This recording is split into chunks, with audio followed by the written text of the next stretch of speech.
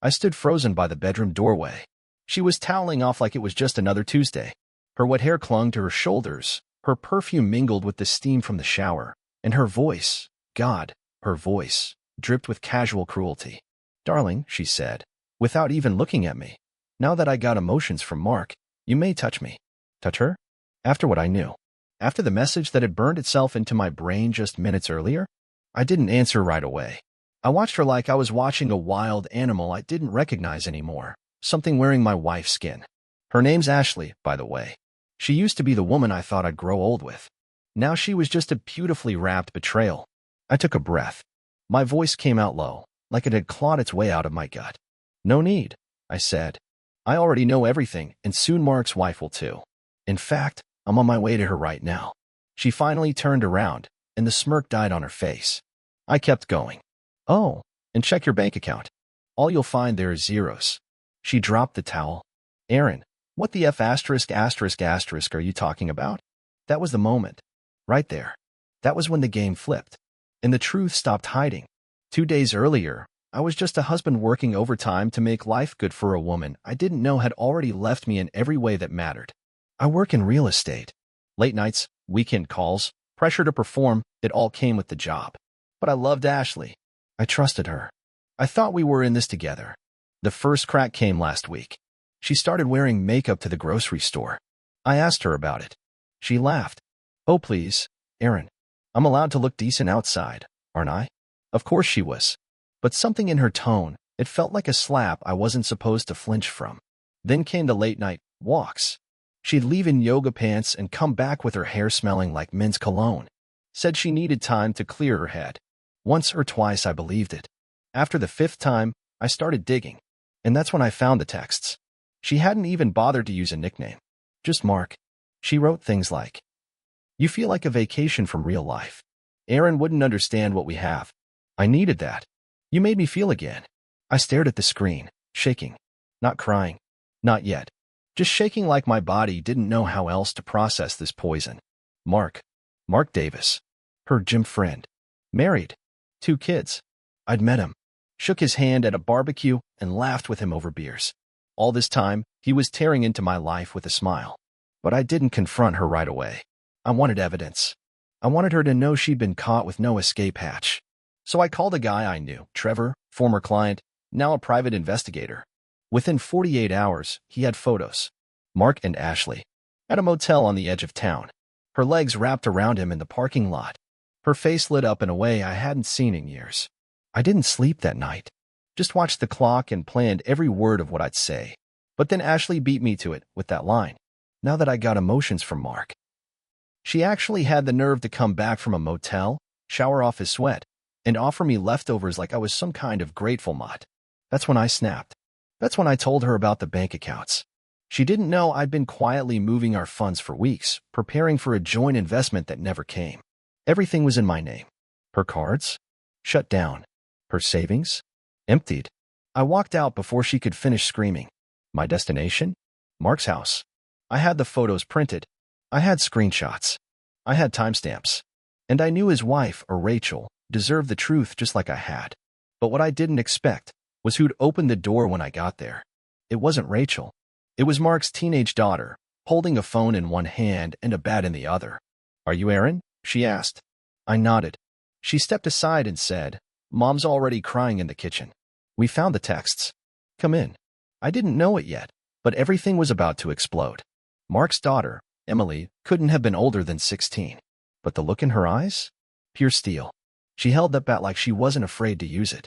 I stepped inside cautiously, photos clutched tight in my hand. The house was silent, except for a faint sound, someone sobbing in the kitchen. "Your mom, she already knows?" I asked. Emily nodded. She saw a message pop up on his phone when he left it on the table. She went digging. Found it all. I found it too. Her voice cracked at the end. I realized just how much this betrayal had splintered, reaching even the kids. I wanted to be furious, to scream. But instead, I just stood there, watching her tremble and grip that bat like it was her lifeline. I walked into the kitchen slowly, and there she was, Rachel, Mark's wife, curled on the floor like someone had gutted her. Red eyes, shaking hands, tissue scattered like ash around her knees. When she looked up at me, there was recognition. Pain. Aaron, she whispered. I nodded, then knelt and gently set the printed photos on the floor between us. The motel. The texts. The timestamps. I didn't know you already found out, I said quietly. But I thought, you deserve the full picture. She didn't even touch the photos. Just stared at them. I think she'd already seen enough. They used to meet in my car, she mumbled. He told me he was going for runs. Early mornings. But he was using my car to pick her up. That hit me hard. We sat in silence for a minute, two strangers bound together by a shared wound. I feel like my whole life was a lie, she said, gripping the edge of the counter to stand. I don't even know who I am without him. I looked her in the eye. You're someone who survived. That's who you are. That's when we heard the door slam. Rachel flinched. Emily came sprinting down the hall. He's home, she said, her voice full of panic. Mark walked in like nothing had happened. Keys in one hand, gym bag in the other. When he saw me sitting in his kitchen, he froze. Aaron, he said, like he'd just run into me at a gas station. I stood slowly. Hey, Mark. Got a minute? His face changed instantly. Like he'd just been caught with a lit match in a house full of gasoline. Rachel crossed her arms, voice like ice. You might want to explain why your phone was full of pictures of you with Ashley. Mark stammered. Rachel, it's not what it looks like. I stepped in. No, Mark. It's exactly what it looks like. Motel receipts. Texts. And hey, you should have wiped your dashboard camera. Trevor got it all. Mark paled. You hired someone? Rachel shoved the photos into his chest. I gave you everything, Mark. And you chose that woman? That manipulative, narcissistic. She told me she wasn't happy, Mark interrupted. Said you were cold, said Aaron didn't pay attention to her. Emily screamed. Stop lying. Her voice cracked the air like a gunshot. The bat fell from her hands with a thud, echoing through the house. And then, silence again. Mark looked around, at his daughter's broken face, at Rachel's fury, at me. And finally, he spoke the truth. She said she was gonna leave him. She said she wanted to be with me. I thought. He trailed off. I couldn't help myself. I laughed. Bitter. Hollow. You thought she'd leave me? Bro, she didn't even wash your sin off before offering herself to me again. Mark's jaw clenched. You didn't. No. I snapped. I have self-respect. I turned to Rachel. I'll go now. I just wanted you to know. She nodded. Thank you. As I stepped out the door, Emily picked up the bat again. Not in anger. In protection. I realized then Ashley's betrayal didn't just destroy our marriage. It lit a fuse I couldn't put out. And the explosion was only just beginning. I didn't go home that night. I couldn't. The thought of walking into that house, into that bed where she probably replayed every memory of him while lying next to me, made my skin crawl. Instead, I drove. No destination, just motion. Trying to outrun the images burning through my brain. Ashley, moaning into her phone at 2 a.m. Ashley, smiling a little too wide whenever Mark's name came up. Ashley, coming home, freshly rinsed, and offering herself to me like she was doing me a favor, now that I got emotions from Mark.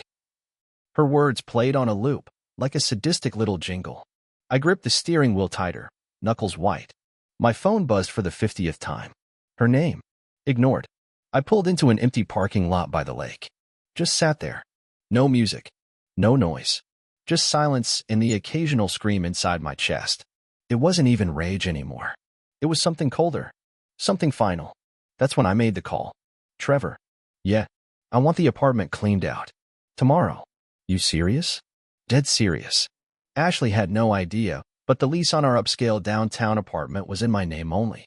She could play house all she wanted, but legally, she was a guest, and her welcome had expired. The next morning, I returned like a man on a mission. Not angry, not emotional, just calculated. Trevor and his guys were already there, boxing everything up that belonged to me. Laptops, watches, documents, the espresso machine I bought, even the damn Dyson vacuum. Ashley's stuff? Untouched. I wasn't going to be accused of being petty. Let her drown in her designer labels and her worthless lies. She walked in at 10:16 a.m. Perfect timing. Heels. Sunglasses. Starbucks in hand. Like this was just another glamorous day. Then she saw me. Her smirk flickered. Oh, you're home. Nope, I replied. Just passing through. She glanced around at the boxes. What the hell is this? This, I said calmly, is me leaving. Ashley's eyes narrowed. Is this supposed to scare me? No. This is supposed to free me. She threw her coffee into the sink, hard enough to crack the ceramic. You're being dramatic, she hissed. Really? Says the woman who used my money to buy lingerie for a man who still lives with his kids. Her face flushed. That's none of your business. I cut her off. It became my business when you turned our marriage into a damn circus. Ashley crossed her arms, but her voice dropped into that sickeningly sweet tone she always used when she wanted something. I mean, do you really want to throw away everything over one mistake? I blinked. One mistake. She nodded, stepping closer, gently placing her hand on my chest. I let her. She smiled. We can fix this. Let's go to therapy or... Check your bank account, I said. The smile vanished. What? I leaned in close, whispering in her ear like a final prayer. You lied. You cheated. You mocked me in my own home. So no, there's no therapy. There's no fixing. There's just consequences. She pushed me. Hard. You arrogant piece of SH. I grabbed her wrist. Not violently. Just enough to make her look at me. Save it. Mark's wife already knows. Your little fairy tale's collapsing. Her mouth opened. Closed. She didn't know what to say. For once, Ashley had no script. I left with my boxes. My dignity. My spine. Later that afternoon, I got a text. Ashley, you think you're winning, but you're nothing without me. You'll be begging me back in a month. I didn't reply, but I did take a screenshot. Because someday, when I'm finally whole again, I'll look back at that message and laugh. Because that wasn't love. That was war. And I was finally done surrendering. By the time I left the apartment, Ashley had probably torn the place apart. Knowing her, she would have stormed into the closet, thrown shoes, screamed at the mirror, maybe even called Mark to cry on his shoulder like she was the victim. Classic Ashley. A woman who could burn the house down and ask you why the fire hurt her feelings. I parked at a friend's place, Tyler, a guy I hadn't seen in months but who didn't ask questions. I told him everything, eventually. After a few beers and a long silence, he shook his head and said, Man, she's toxic. A black hole in lipstick. Couldn't argue with that. I thought maybe after the blow-up, after exposing everything to Mark's wife, after emptying the joint accounts and making my exit, Ashley would simmer down. I was wrong. At exactly 8:03 a.m. the next morning, I got a call from my bank. She tried to access the shared emergency fund, the one I had already cleared out the day before. I answered the call on speaker. Yes, I told the rep. That account was closed. She no longer has access. I hung up and waited. 10 minutes later, my phone lit up like a Christmas tree. Ashley, 12 texts. What the hell is going on? Where is the money? I needed that to pay rent. You're being abusive. Do you think this makes you a man? I will call the police. Answer me. Don't ignore me, Aaron. I need to pay bills. This is financial control. You're sick. I hate you. You'll regret this. I stared at those messages like they were comedy sketches. Rent? I paid the last 4 months myself. Bills? She had a credit card I covered because her freelancing career mostly consisted of taking selfies and pretending she was working. What really killed me was how fast her tone switched from angry to manipulative to victim mode. She was trying every weapon she had left, but none of them worked anymore. Because I knew who she really was now. Around noon, I got a call I didn't expect. Rachel. Hey, she said softly. I know it's weird hearing from me, but I just wanted to thank you. I leaned against the wall. You don't need to. I hated being the messenger. Still, she said, I think I would have gone on pretending. Living in a lie. You broke the illusion. We talked for a few minutes. Nothing heavy. Just two people who'd both been burned by the same fire. Before she hung up, she paused and said, If you ever want to grab coffee, not as a date, just as two people who know what betrayal tastes like. I'd be okay with that. It was the first decent moment I'd had in days. Later that evening, I pulled into the parking lot of the gym. Not to work out, just to watch. And there she was. Ashley. She was sitting in Mark's car. Crying. Screaming into the dashboard. I couldn't hear the words, but I knew the fight.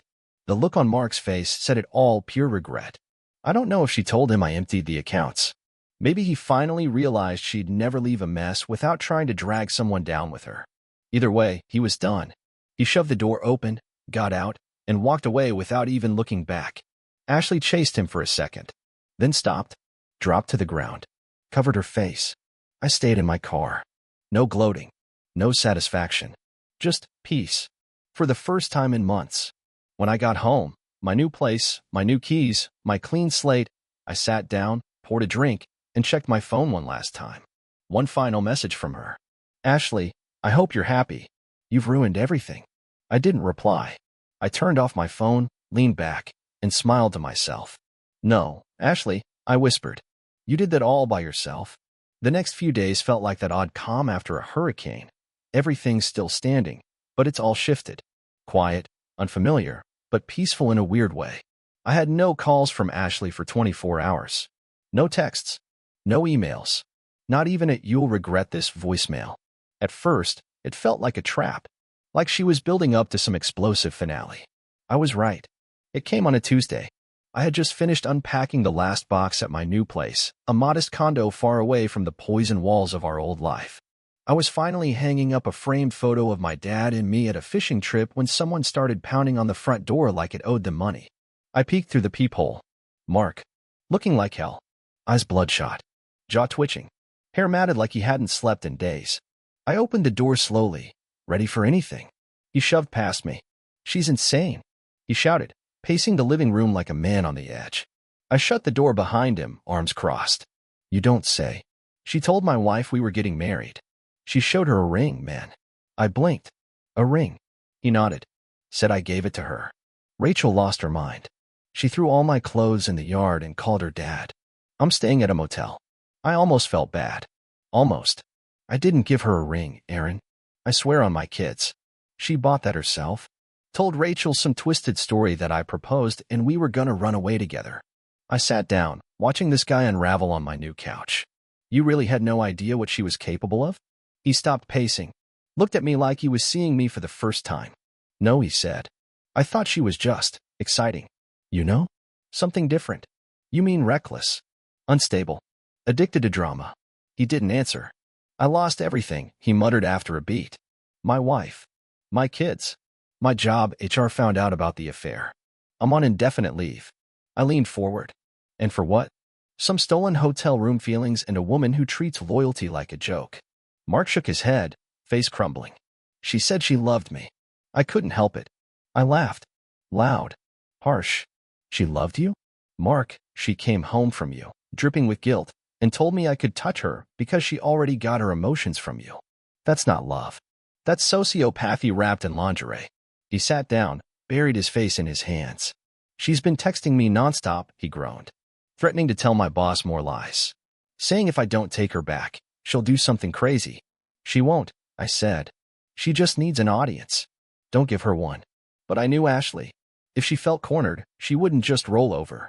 She'd claw, scream, light the room on fire if it meant people looked at her. And she wasn't done yet. Not even close. That night, I got a message from an unknown number. Unknown, you're ruining lives. You'll regret this. No name. No profile pic. But I didn't need a name. I knew that venom. Ashley. She'd burned everything down, and now she was mad at the ashes for not rebuilding themselves. Mark left after midnight, quieter this time. Exhausted. Defeated. A shadow of the smug guy who once smiled at my wife behind my back. As he walked out, he turned and asked, "What now?" I stared at the door as it closed behind him. Now? Now I rebuild. But not with lies. Not with masks. With truth. And if Ashley wanted to bring more fire, I'd let her. Because I'd already walked through hell. And she forgot, hell's got nothing left to burn when you're already made of ash. By Thursday, things went quiet again. Not peaceful quiet. Just the eerie kind that makes your skin itch. I'd seen this before in Ashley, the fake calm, the silence before she dropped a nuke. She never let anything go without trying to twist the knife on her way out. And like clockwork, the detonation came the next day. It started with a knock. This time, it wasn't Mark. It was a courier. He handed me an envelope, asked me to sign, and then jogged back to his van like he'd just passed me a live grenade. I opened it with a knot in my stomach. Inside was a letter. From Ashley's lawyer. She was filing for spousal support. I read it 3 times. Just to be sure. Spousal support. From the woman who cheated, drained our account, and tried to seduce me after rolling around with another man. I couldn't help it. I laughed out loud, a wild, exhausted, you can't make this up kind of laugh. The kind that comes out when your soul gives up trying to reason with insanity. I called my attorney, Samantha. She's fierce, sharp, and doesn't take crap from anyone, especially not walking disasters like Ashley. She's actually filing for alimony? I asked. Samantha didn't even blink. We expected this. She cheated. She'll claim emotional distress. She'll cry in court. She'll twist timelines and fake therapy receipts. But we've got texts, pictures, bank records, surveillance footage. She's swinging wild now. That means we're winning. I leaned back, staring at the ceiling. What kind of person lights a fire and then sues the people she burned? Ashley, she replied flatly. Fair. Later that night, I got another surprise. I was out grabbing groceries, milk, coffee, eggs, boring life reset stuff, when I caught sight of someone near my car in the parking lot. It was Ashley, leaning against my hood like it was her runway. Red lips, tight black dress, that fake smile mask she wore when she wanted to pretend nothing happened. Hey, stranger, she purred. I stopped in my tracks, keys in hand. I'm calling security, I said. She rolled her eyes. Aaron, don't be dramatic. You served me papers. You burned this to the ground. And now I'm trying to talk. Like adults. I stepped closer. You mean manipulate? Like always. Her smile faltered for a second. But only for a second. You know, she said, circling around the car toward me, you're not exactly innocent in all this. I raised an eyebrow. Excuse me. You were gone all the time. Always working. Always tired. You stopped, appreciating me. There it was. The classic Ashley defense, turning her betrayal into my fault. I laughed. So because I was building our future, paying the bills, and covering your shopping sprees, I deserved to be cheated on? You made me feel invisible. She snapped. Mark made me feel seen. Mark made you feel like a new toy. Until he got bored. That hit. Her face twisted. She stepped forward, too close now. You think you've won, she whispered. But without me, you're just a lonely, bitter man hiding behind lawyers and lies. No, I said calmly, pulling out my phone. I'm a man who finally saw the truth. And I'm not hiding. I took a picture of her. She flinched. This is for court, I added. Proof of harassment. Her voice dropped to a hiss. You're playing with fire. I leaned in close, just enough so only she could hear me. I'm fireproof now. She stood there for a second, chest rising, lip trembling. Then she turned around, heels clicking angrily, and stormed off into the night. I sat in the car for a moment after. No music, just the hum of streetlights and my pulse finally slowing. Ashley had declared war, but I had already won the only battle that mattered. I had my freedom, and this time, I wasn't giving it up for anyone. The courtroom was colder than I expected. Not physically, but emotionally. It was the kind of space where truth came to die, buried under polished shoes, fake tears, and rehearsed testimonies. I sat next to Samantha, suit pressed, face calm, heart pounding. Across from me was Ashley. She looked stunning, of course she did. That was part of the act. Perfect hair, soft makeup, a modest blouse that made her look like the picture of heartbreak.